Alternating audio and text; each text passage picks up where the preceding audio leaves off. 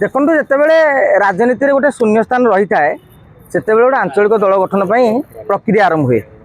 ओडिशार इतिहास रे अनेक साक्षी रही। महताब जितेबाला कांग्रेस कौन ठेसा सी गोटे पार्टी कले, विजु बाबू भी दल गढ़िले, नंदिनी शतपथी भी दल गढ़िले।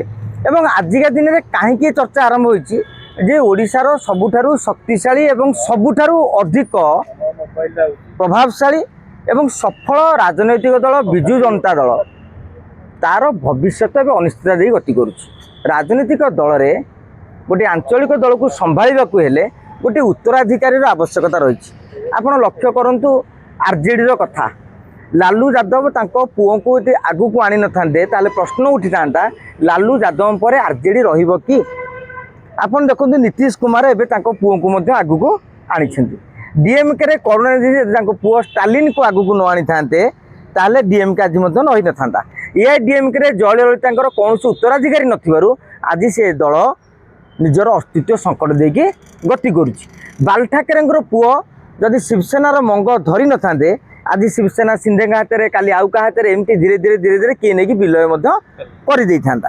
तेणु गोटे बड़ आंचलिक दल प्रभावशाली आंचलिक दल आजिका दिन में विजु जनता दलर ओडिशा रे प्रति पंचायत रे सबुठारु बड़ संगठन भारतीय जनता पार्टी सरकार थिले भी बीजेडी अच्छी। किंतु कथाटा हूँ आपण पाखे कोटी टंका अच्छी जमी कहती पुओ जदि योग्यर न हो से कोटी टंका उड़ीज जदि आपण योग्य नाले से दल भी रही। तेणु नवीन बाबू बर्तमान योग्य लोकंर सन्धान अच्छा। ओडिशा राजनीतिक इतिहास आप देखिए जितेक जनता दलर लोक थे से विजय महापात्र कथा कहतु, नलिनी महांत कथा कहतु, दिलीप राय कथा कहतु, प्रसन्न आचार्य कहतु, जहाँ जहाँ कथा आप कहे से नेतृत्व नापी अयोग्य थिले बोली नवीन बाबू को गोड़ हाथ धरिकी एमाने दिल्ली डाकिकी आनी एक से कहते आम कहून। आज जितेबाला विजु जनता दलर नेता अयोग्य से किए पांड्यान कथा कहते किए सुजाता कार्तिकेयन कथा चर्चा करुँच। आउ किसी लोक देखिले जे बीजेडी भविष्य नहीं। कांग्रेस आप देखिए मुकिम केंद्री बर्तमान धक्का खाई चलले। भारतीय जनता पार्टी आप देखिए नुआ पुराणा बद आरंभ हो गलानी। नुआ जे मिश्रण होती गुरुत्व पुराणा बीजेपी कर्मी अस्तव्यस्त। तेणु एभली स्थिति में गोटे भैक्यूम रही जो अनुमान कराऊँच पंचायत निर्वाचन पूर्वर कि परे किसी बड़ नेता मिसी गोटे आंचलिक दल गठन करने योजना कर। कथा हूँ पिला जन्म करदे बड़ कथा नुहे।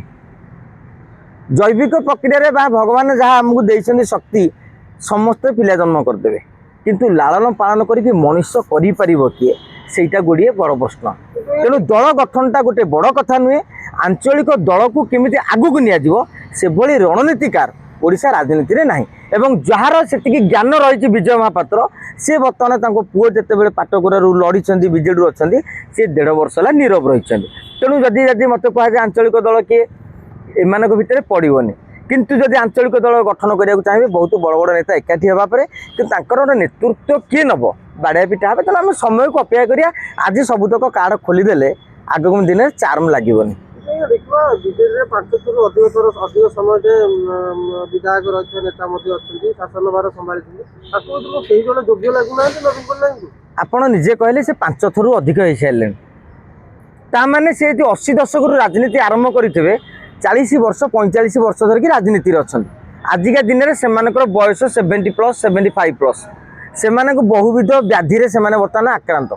निर्ज निर्वाचन मंडली घर द्वार लोक भेटिया बिना से गाँ गहली को जाकि शीत काकर पड़ी गोटे थर जदि गोटे वरिष्ठ नेता को आप छाड़देवे कोरापुट जाकि 2 थर शीतर कि फुलवाणी कंधमाल पलि आसवे आज्ञा सी निजे कोलाप्स हो जाइए।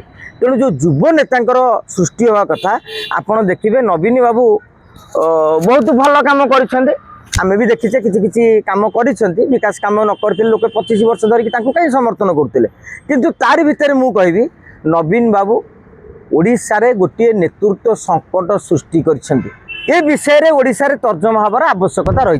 केमिति नवीन बाबू एते हावारे जितिले कांग्रेस रे भी टाणुआ युव नेता थिले केही गोटे थर जीति पाइले। भारतीय जनता पार्टी युव नेता थिले बारंबार हारिया पर से अवसर नहीं गले। विजु जनता दलर सबू नेता को क्या निर्वाचन मंडली भितर बांधि रखीदे क्या जिला स्तर में रखीदे। तेणु विजु बाबू कमल एते नेता थिले जे किए माने नेतृत्व नब बाछिया पड़ूला।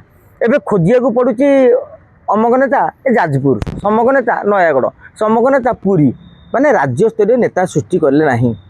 ଯୁବ ଛାତ୍ର ତ ଆଦୌ ବାହାରିଲେ ନାହିଁ। ତେଣୁ ଏଭଳି କ୍ଷେତ୍ରରେ ଯେଉଁ ନେତୃତ୍ୱ ସଙ୍କଟ ହେଇଛି, ଆଗାମୀ ଦିନରେ 2036ରେ ସମୃଦ୍ଧ ଓଡ଼ିଶା ଗଠନ କରିବା ପାଇଁ ମୋହନ ସରକାର କିମ୍ବା ରାଜ୍ୟବାସୀ ଆହ୍ୱାନ ଦେଉଛନ୍ତି, ଓଡ଼ିଆ ସ୍ୱପ୍ନ ଦେଖୁଛନ୍ତି, ଆପଣ ବର୍ତ୍ତମାନ ନେତୃତ୍ୱ ତିଆରି କରନ୍ତୁ। କାହିଁକି ନା ଆଜି ଗୋଟିଏ ଆମ୍ବ ଗଛଟିଏ ଲଗେଇଲେ 5 ବର୍ଷ 10 ବର୍ଷ ପରେ ଫଳ ଫଳିବ। ଆଜି ଗୋଟିଏ ନେତା ଗଛଟିଏ ଲଗେଇଲେ 15 ବର୍ଷ ପରେ ଫଳ ପାଇବେ। ନହେଲେ ଆପଣ ଦେଖିବେ 15 ବର୍ଷ ପରେ ଓଡ଼ିଶାରେ ଗୋଟେ ନେତୃତ୍ୱର ଅଭାବ ମିଳିବ। ନା ତାର ଜ୍ଞାନ ଥବ, ନା ତାର ଦକ୍ଷତା ଥବ, ନା ଜନ ସମସ୍ୟା ବିଷୟରେ ସିଏ ଚିନ୍ତା କରୁଥିବ। ସେ ନିର୍ବାଚନ ମଣ୍ଡଳୀ କେବଳ ଟଙ୍କା ଖର୍ଚ୍ଚ କରିବ, କେଉଁଠି ଚିତାକଟା ପଇସା ଆଣିବ, କେମିତି ପୋଲିସିଙ୍କି ହାତେଇକି ବିଡ଼ିଓଙ୍କୁ ହାତେଇକି ଏଇଭଳିଆ ଗୋଟେ କଲଚର ସୃଷ୍ଟି ନ ହଉ। ଦେଶ ଯେତେବେଳେ ଏଆଇ ଯୁଗକୁ ଯାଇଛି, ଅନ୍ତତଃ ପକ୍ଷେ ପ୍ରତ୍ୟେକ ଓଡ଼ିଆ ମାନେ ବର୍ତ୍ତମାନ ନେତୃତ୍ୱ ସୃଷ୍ଟି କରିବା ପାଇଁ ଆଗେଇ ଆସିବାର ଦରକାର ଅଛି। 24 ବର୍ଷର ଦଳ ଶାସନ ଥିଲା ପରେ ବି, ଦଳର ମୁରବୀ ଥିଲା ପରେ ବି ଆଜିକା ସମୟରେ ମଧ୍ୟ ପ୍ରଶ୍ନବାଚୀ ନେତୃତ୍ୱକୁ ନେଇକି ଦେଖନ୍ତୁ, ବାପା ଯେତେବେଳେ ଅଧିକା ବୁଢ଼ା ହୁଏ, ସେ ଯେତେବେଳେ ବିଲକୁ ଆଉ ଯାଇପାରେନି। ବିଲକୁ ଯେତେବେଳେ ପିଲାମାନେ ନ ଯାଇପାରିବେ, ପାଇଟିଆ ମାନେ ଠିକ୍ରେ କାମ କରନ୍ତିନି। ଯଦି ଗାଁ ଗହଳିର ଲୋକ, ଏକଥା ସମସ୍ତେ ଭଲ ଭାବରେ ଜାଣିଛନ୍ତି। ଯେଉଁଠୁ ବାପା ଚାଷ କଲାବେଳେ 20 ବସ୍ତା ଧାନ ଆଉଥିଲା, ଆଜିକା ଦିନରେ ପୁଅ ଯେଉଁ ଭୁବନେଶ୍ୱରରେ ବସିକି ଚାଷ କରୁଛି, ସେ 5 ବସ୍ତା 7 ବସ୍ତା। କାହିଁକିନା ସେ ଗାଲୁ ମାରିଦେଉଛି ଯେ ହେଲାନି, ବାଳୁଙ୍ଗା ପଡ଼ିଗଲା, ସାର ମିଳିଲାନି। ଠିକ୍ ସେଇଭଳି ଭାବରେ ନବୀନ ବାବୁଙ୍କର ଆଉ